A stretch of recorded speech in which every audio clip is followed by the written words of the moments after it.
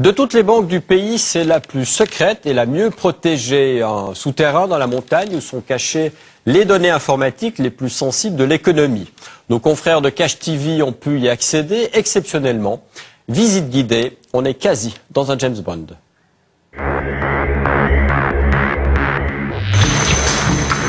Quelque part dans l'Oberland bernois, au plus profond de cette montagne, une banque particulière, totalement secrète. Dans les coffres de cette banque, pas d'argent, pas d'or, mais les données informatiques d'entreprises et de gouvernements. En cas de problème, une copie peut leur être rapidement livrée par hélicoptère. Un des cas d'urgence les plus importants qu'on a eu, c'est quand un de nos clients a perdu toutes ses données suite à un problème électrique dans son centre informatique. Nous avons réussi à lui fournir la copie complète de ces données en 2 heures. Ça n'était possible ni par la route, ni par une ligne électronique, vu le volume important des données. Une porte quasi invisible, un code ultra secret pour l'ouvrir, et du personnel qui doit rester non reconnaissable. Derrière cette porte, un dédale de couloir creusé dans la roche avec de multiples sas de sécurité. Ici, on ne contrôle pas seulement qui entre, mais aussi qui est à l'intérieur. Chaque mouvement dans la montagne est enregistré par le système de sécurité et ses caméras.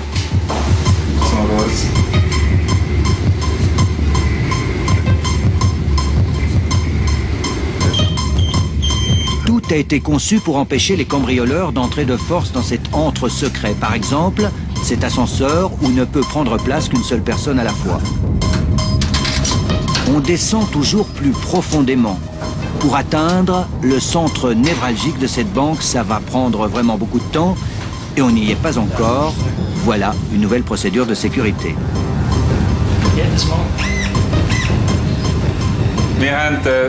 On a des règles strictes pour pénétrer ici et elles sont valables pour tout le monde. Il n'y a pas d'exception. Tout visiteur doit s'y soumettre, qu'il soit membre du conseil ou officier d'état-major.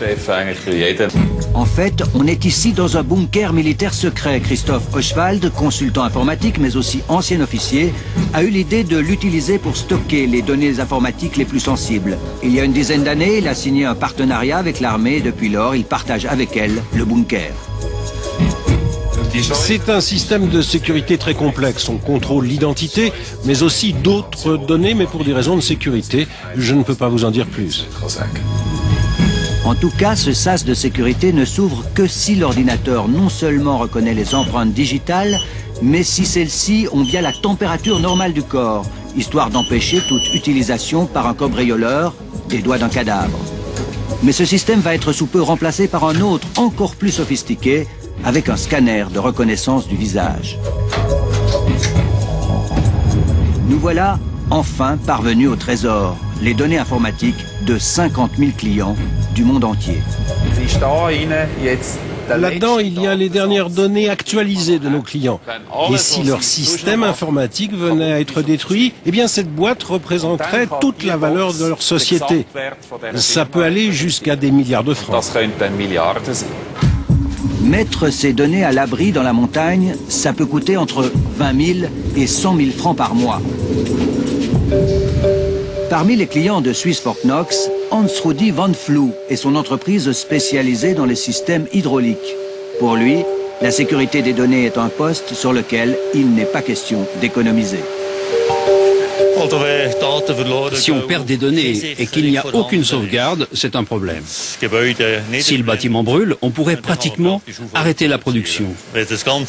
Si on perd d'un coup tout le savoir-faire, c'est très difficile de reconstruire. Est-ce qu'on peut chiffrer ces données? C'est extrêmement dur à évaluer. C'est quasiment l'équivalent de la valeur actuelle de l'entreprise.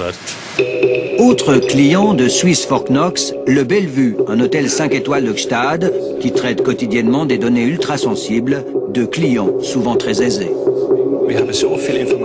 Nous avons énormément d'informations sur nos clients et aussi des données sensibles que nous stockons directement là-bas. Chaque nuit, les sociétés envoient ici par ligne sécurisée une mise à jour de leurs données. En 2002, nous avons eu un gros problème de lignes informatiques. À la suite d'un énorme orage, un pont s'est écroulé et ça a coupé toutes les lignes de fibres optiques. Ça nous a montré l'importance d'avoir un deuxième réseau passant par une autre vallée et ça nous a coûté très cher. Toutes les données transmises par les clients sont encryptées d'une manière encore plus sophistiquée que celle des banques. En plus, tout est sécurisé à double dans un deuxième Fort Knox situé dans une autre montagne encore plus secrète. La masse des données de chaque client augmente rapidement, elle double chaque année. Il faut donc toujours plus de volume de stockage et plus de serveurs. Toutes ces installations doivent être maintenues à température constante, ce qui est d'autant plus difficile qu'il fait chaud à l'intérieur de la montagne. Le système de refroidissement occupe une vaste salle. Il est alimenté par l'eau fraîche d'un lac souterrain, mais aussi longtemps qu'il y a du courant. En cas de panne, un ondulateur prend d'abord le relais, le temps d'enclencher des générateurs. Le bunker peut ainsi fonctionner pendant des mois, coupé du monde.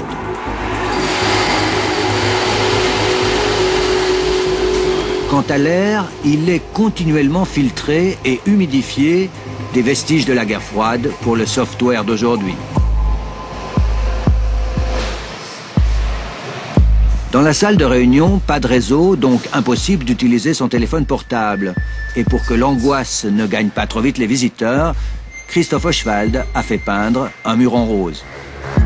Caché au cœur de la montagne, Suisse Fort Knox se targue de protéger les données contre les tremblements de terre et même les bombes atomiques.